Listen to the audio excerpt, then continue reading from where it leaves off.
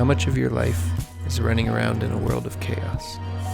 Endless meetings and appointments, even time with friends seems rushed. I get having audacious goals, but how about balancing that with a peaceful life? Do you have a place that forces you to slow down?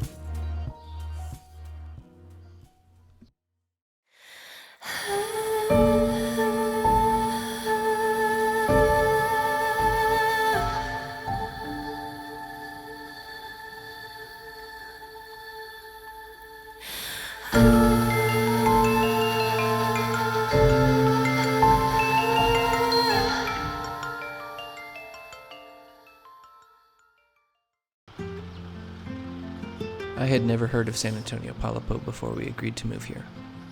In fact, I'd only seen a few blurry pictures before the day I showed up with my suitcase. Sometimes stepping out on a new adventure without knowing all the answers sets you up for the most incredible kind of journey. And this time, for our family, that's exactly what we found in moving to this beautiful little town.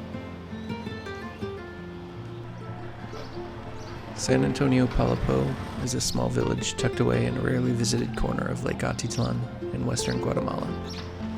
While the lake in general is the second most visited tourist attraction in Guatemala after the colonial city of Antigua, the geography makes travel to this part of the lake more difficult. Because of that, going to San Antonio is like stepping back in time. The scenes around town sometimes feel like you were somehow transported back 100 years. The traditional Mayan clothing, the kids running around barefoot, hand-painted ceramics and traditionally woven textiles, they could be scenes out of a period drama. The center of town is the 200-year-old Catholic church. From the steps, you can look across the expanse of lake at 3 giant volcanoes. On a bright, clear day, the vastness of it all makes you feel like you're in a different world.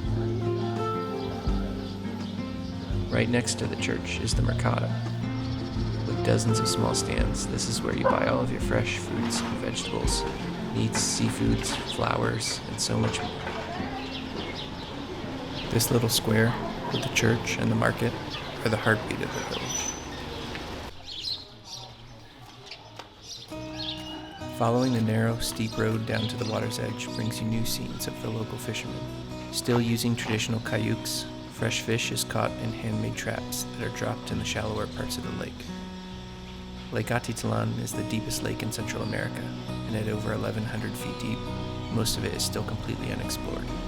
Although the 2,000-year-old Mayan city of San was discovered recently, about 80 feet below the surface, on what was once an island in the middle of the lake. A volcanic eruption is what originally created the lake, and a second eruption is most likely what caused the water to rise as much as 100 feet, completely covering that city forever.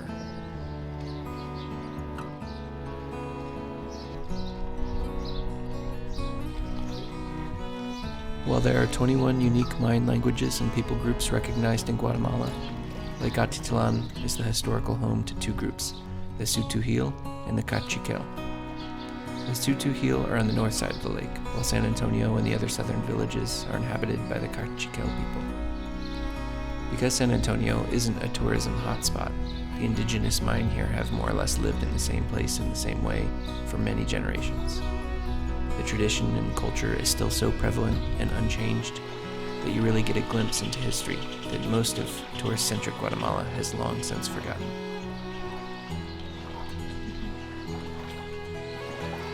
While the people of San Antonio have adamantly held on to their traditional way of life, they have been incredibly friendly and inviting to our family and other outsiders that come through. As roads are paved and technology is embraced, I'm sure there will continue to be a slow transition from the traditional to the modern. So come visit soon and experience the completely tranquil and traditional Mayan way of life.